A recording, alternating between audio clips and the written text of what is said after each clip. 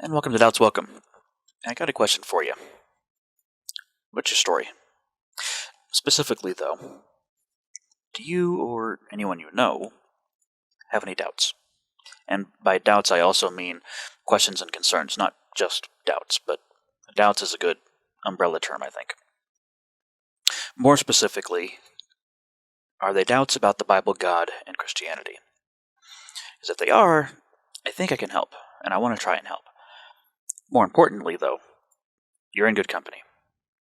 There's a couple people I want to talk about specifically from the Bible, because I've heard a lot of stories about Christians that get a little angry or a little mocking, so to speak, when somebody brings up a question or a doubt or anything like that, and that's not the proper Christian attitude to have.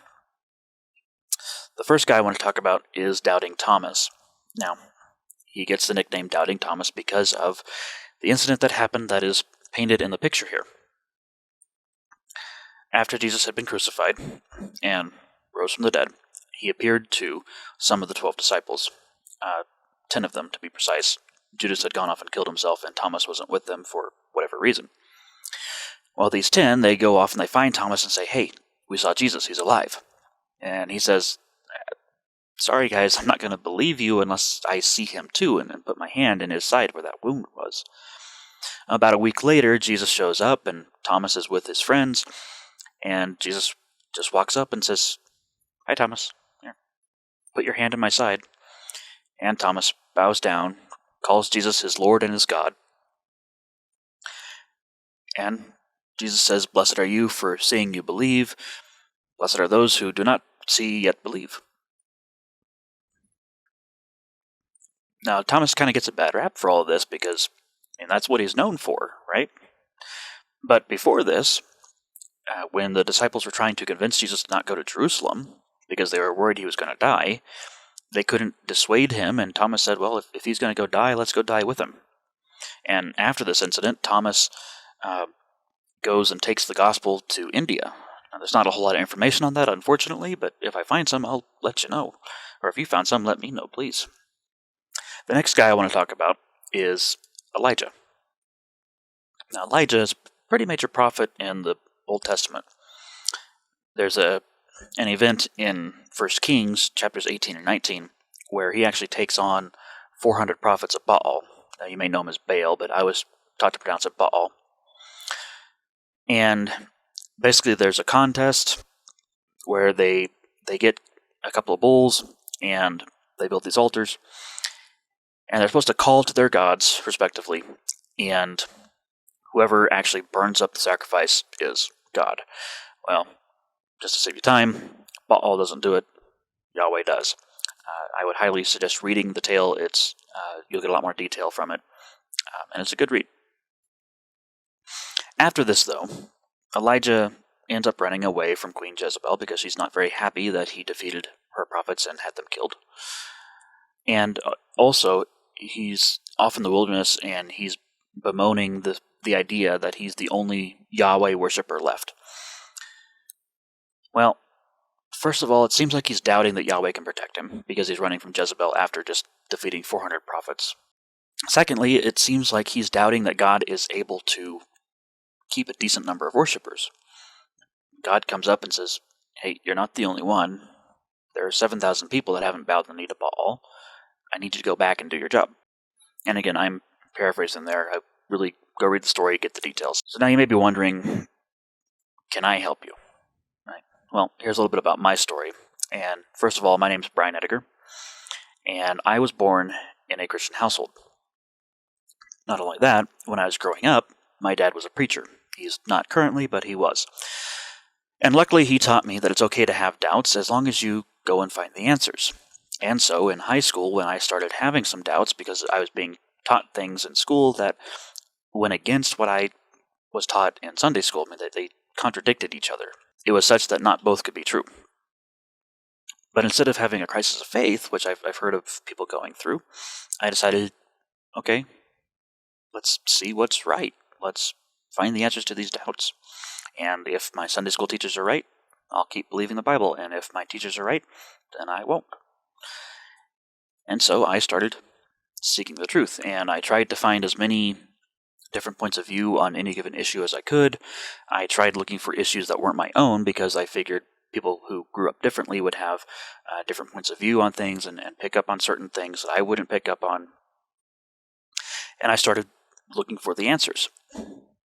After high school, I decided to go to Ozark Christian College, and I got a Bachelor's of Theology majoring in the Old Testament.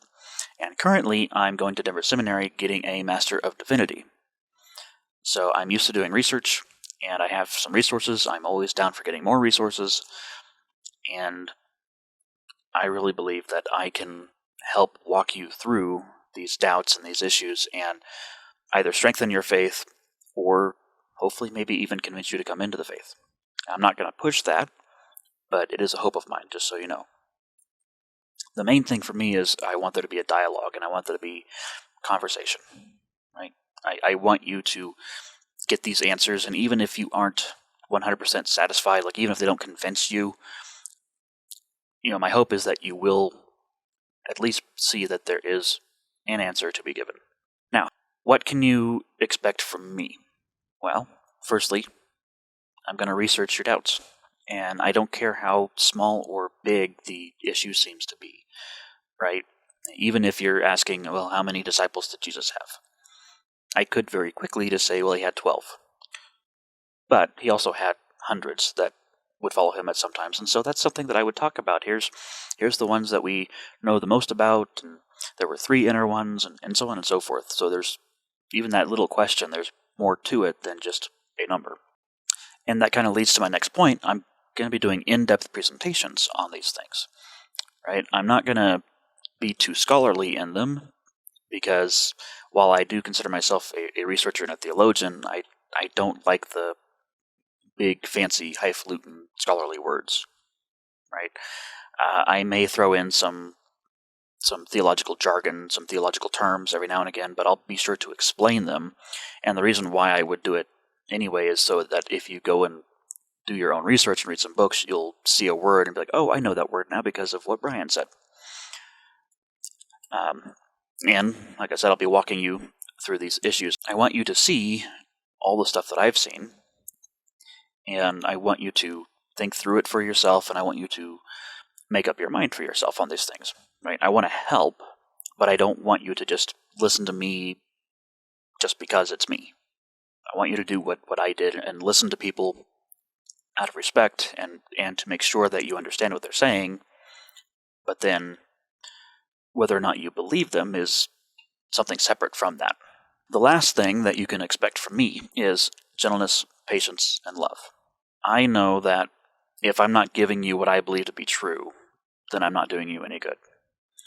I also know that if I don't do it in a way that is gentle and patient and loving, you're probably not going to pay attention to me, and then I'm also not doing you any good. So this is something that I want you to hold me to. And if you think in any of my videos I say something or I have a tone of voice that comes across as unkind, impatient, and unloving, please let me know. And bearing in mind that disagreeing with somebody isn't unloving, right? Having a difference of opinion is just that, it's a difference of opinion. So bearing that in mind, if I do something else that comes across as unloving, then I'll delete that video and I'll redo it properly in gentleness, patience, and love. But I'll also do another video where I'm apologizing for what I had said and done. And that video I will leave up, even though I delete the first one. And that kind of leads me into the next thing I want to talk about, which is what I need from you, aside from holding me accountable to being gentle and patient and loving. I need you to send me your doubts, questions, and concerns to the email that is below my face here, and if you're listening to this video instead of watching it, it's questions@doubtswelcome.com. I'll have that in the description below, so you can go down there and just copy and paste it. And I'm hoping that you'll be as detailed as you can be, because that way I will actually be answering your question and not just what I think your question is, right? There's one thing I wanted to talk about in this.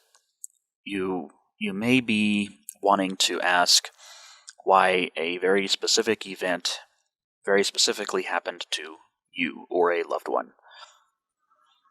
And honestly, those kinds of doubts and questions are going to be questions that I'm not really equipped to handle, right? I can give you a theological answer as to why bad things happen to good people, but it would be a very general answer, and it could come off as clinical and cold, and that's definitely not something that I want to do. So you're welcome to send them to me, but more than likely I'll probably email back and say, hey, I'm sorry, I'm not equipped for this specific kind of a question. I would highly suggest finding a church member that you trust, a pastor or an elder, or maybe in some cases even a counselor, and talking to them about it. Just because I'm not going to be able to handle that right now, and that's me knowing my limitations, right? The kinds of doubts and questions that I'm prepared to be answering and prepared to do research on when I don't have the answer, of course, is going to be theological stuff, scientific stuff, historic stuff. How does Christianity compare to this religion and that religion? And are these people who follow the Bible Christians, or are they not? And stuff like that. Those are the kinds of doubts and questions and concerns that I want to be dealing with, that I'm prepared to either answer or do research on and then answer. So I do hope, though, that I can build a community for those of you who have the other kind of questions that I was just talking about, so that we can be here for each other and talk to each other through this. And online isn't as good as in person for those kinds of things, but at least we'd have a community that we can reach out to, that we can trust, and we can feel safe, right? That's what I want to create here. The next thing that I need from you is feedback. Specifically, likes and comments on the videos. And remember to be kind. I'm trying to be as kind and generous and patient and loving as I can in the videos.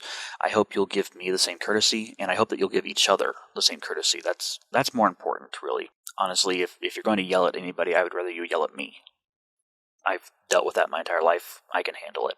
Not saying that some of you can't. I don't want you yelling at each other in the comments. And I am not afraid to ban somebody for being a bully. And I'm not afraid to stand up to a bully and tell them, hey, you're being a bully, stop it. But the likes and comments, they will help the videos get out there more, right?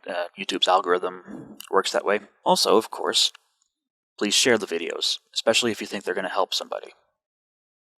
Because that way they will see the video and maybe they'll watch the other videos, and again, the channel will be growing. And what's the point of me being here if the channel can't grow and I can't reach more people? I'm happy helping one or two people, but if I can help more, why not?